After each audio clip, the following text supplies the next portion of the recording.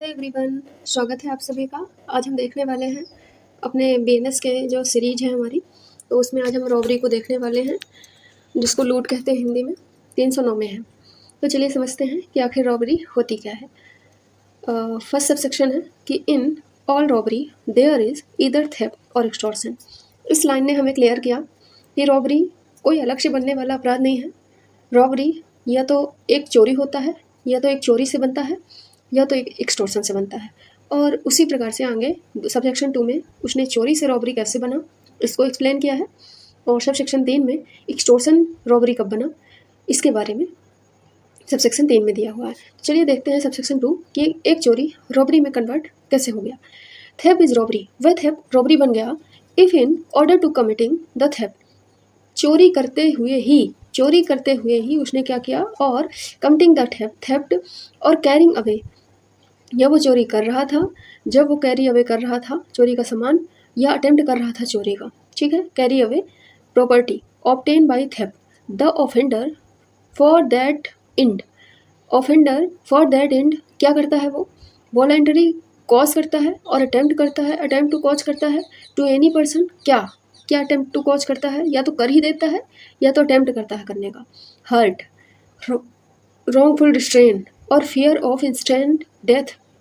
देखिए 3 प्रकार की चीज़ें हैं, या तो डेथ करने की कोशिश कर रहा है, अटेम्प्ट कर रहा है, कमिट कर दिया, या तो रॉन्गफुल रिस्ट्रेन, या तो इन सब चीज़ों का फियर और of instant death. Instant death का मतलब होता है बस मार ही देगा, एकदम पिस्तौल लगा दिया सर पे, मार ही देगा, चाकू लगा दिया सीने पे, मार ही देगा। इंस्टेंट डेथ और इंस्टेंट हर्ट और इंस्टेंट रॉन्गफुल रिस्ट्रेन। मतलब कि रॉबरी, एक चोरी ही रॉबरी में कन्वर्ट होता है कब, जबकि चोरी करते समय, चोरी करके भागते समय, या चोरी का प्रयास करते समय क्या करते हैं, उस पर्सन ने, ऑफेंडर ने उस व्यक्ति को वॉलंटरी या तो कॉज कर दिया है, या अटेम्प्ट कर रहा है क्या करने का, डेथ करने का, हर्ट करने का, रॉन्गफुल रिस्ट्रेन करने का, ठीक है। फिर या तो फियर दिखा रहा है कि इंस्टेंट डेथ कर देगा, इंस्टेंट हर्ट कर देगा, इंस्टेंट रॉन्गफुल रिस्ट्रेन कर देगा, ठीक है। ये चोरी रॉबरी में कन्वर्ट हो चुकी है। ये सिंपल ही है कि चोरी एक रॉबरी कब बना। अब हम चलते हैं एक्सटॉर्शन इज रॉबरी। एक्सटॉर्शन कब रॉबरी बन गया, if the offender eight the time of committing the extortion, जब एक्सटॉर्शन हो रहा था तब, in the presence of person. मतलब हमने देखा कि एक्सटॉर्शन में उस व्यक्ति का प्रेजेंस होना जरूरी है, तभी वो रॉबरी में कन्वर्ट होता है। एक्सटॉर्शन में जरूरी नहीं है। 308 में हमने एक्सटॉर्शन देखा है, वहाँ प्रेजेंस इंपॉर्टेंट नहीं थी, लेकिन रॉबरी बनने के लिए जो एक्सटॉर्शन रॉबरी बनेगा वहाँ उस पर्सन का प्रेजेंट होना जरूरी है। अभी मैं इसको एग्जाम्पल से क्लियर करती हूँ, पहले पूरा पढ़ लेते हैं। Presence of the person put in fear and commits the extortion by putting that person in fear of instant death or instant hurt or instant wrongful restraint to that person or to shame other person। देख रहे हैं, या तो उसी को या किसी अन्य पर्सन को।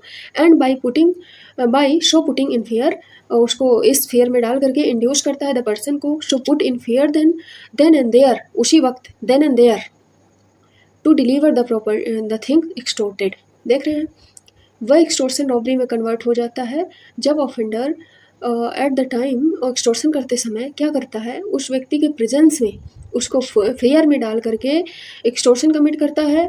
और किस चीज़ का फेयर दिखाता है, इंस्टेंट डेथ का, इंस्टेंट हर्ट का, इंस्टेंट रॉन्गफुल रिस्ट्रेन का। या तो उसी पर्सन को या किसी अन्य पर्सन को ये फेयर दिखाता है, ताकि व्यक्ति इंड्यूस होकर के उस फेयर से डर करके वो अपनी प्रॉपर्टी उसको डिलीवर कर दे।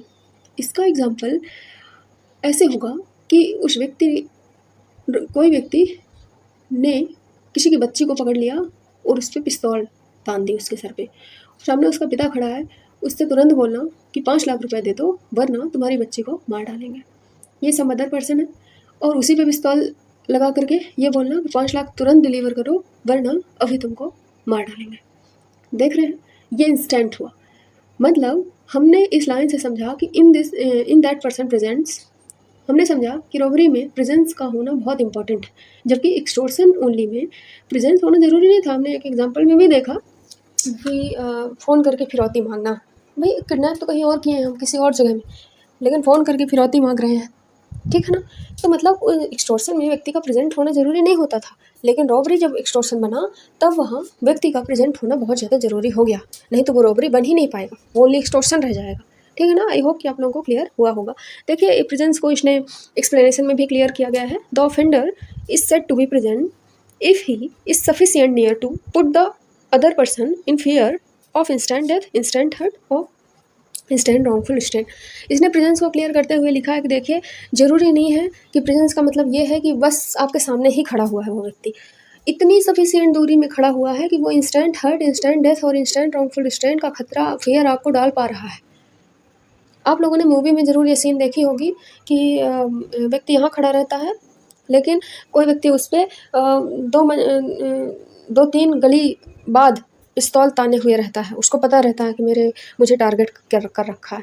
समझ रहे हैं ना आप लोग। तो ये इस प्रकार का फियर है कि ज़रूरी नहीं है कि वहीं प्रेजेंस होना, वहीं खड़ा है व्यक्ति आपके सामने ही, ऐसा ज़रूरी नहीं है।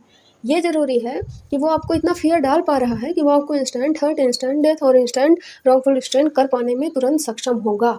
ये प्रेजेंस ही है उसका। समझ रहे हैं आप लोग। ठीक है, चलिए अब देखते हैं इलस्ट्रेशन। देख लीजिए, अब इलस्ट्रेशन तो एकदम अच्छे से क्लियर ही हो जाएंगे कि A holds Z down and fraudulently क्या करता है, टेक्स करता है। ठीक है, चलिए देखते हैं illustration. A holds jets down and fraudulently takes jets money and jewels from jets cloth without jets consent.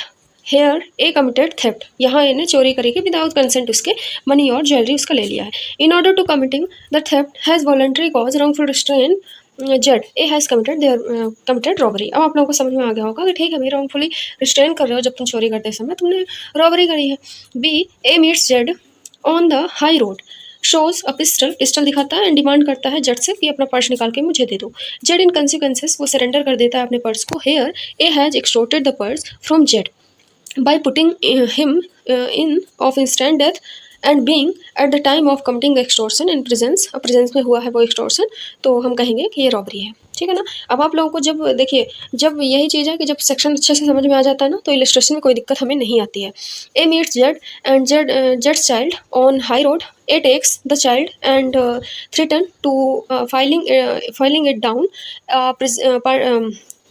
Perceive unless Z deliver his purse. Z in consequences deliver कर देता है अपने पर्स को। Here A has committed extorted the purse from Jed by causing Jed to be fear in instant death of child who is their presence। ठीक है, normally है कि उसने रॉबरी कमिट करी है। ए ऑब्टेन करता है property from Z by saying your child is in the hands of my gang and will be put to death unless you send us 10,000 rupees। This is extortion and punishable as such। but देख रहे हैं, यही उसकी परिभाषा सबसे ज़्यादा clear हो जाती है कि बच्चे को किडनैप करके बोल रहे हो कि मेरे गैंग के हाथ में है तुम्हारा बेबी, तुम पैसे डिलीवर करो वरना हम उसको मार देंगे। तो ये रॉबरी नहीं हुई है, यहाँ पास एक्सटॉर्शन है, रॉबरी नहीं है। रॉबरी तब होता जब वो बच्चा यहीं प्रेजेंट होता, यहीं प्रेजेंट है, यहीं खड़ा है आपके सामने बच्चे को लेकर, ठीक है। तो आई होप कि ये आप लोगों को इलस्ट्रेशन क्लियर होंगे। चलिए देखते हैं सबसेक्शन 4 कि सबसेक्शन 4 है whoever commits robbery shall be punishable with rigorous imprisonment। इसकी पनिशमेंट याद रखिएगा। For a term which may extend 10 year, जो 10 ईयर तक हो सकती है। And shall also liable for fine। And ये दूसरे प्रकार की रॉबरी है कि अगर वो रॉबरी कमिट की जाए हाईवे में बिटवीन सनसेट एंड सनराइज तो सज़ा क्या है, 14 साल हो जाती है। पांचवा है कि whoever attempts to commit robbery करने का अटेम्प्ट करता है shall be punishable with rigorous। देखिए रॉबरी की हर पनिशमेंट रिग्रेस है, ये एक अच्छा तरीका है कि याद करने का। Rigorous for a term which may extend to 7 year और प्लस फाइन। फिर है कि if any person in committing or in attempting to committing robbery causing hurt such person and shall other person jointly concern in committing or attempting such robbery shall be punished with imprisonment of life or rigorous imprisonment which may extend 10 year and shall also liable for fine। ठीक है, याद कर सकते हैं आप लोग।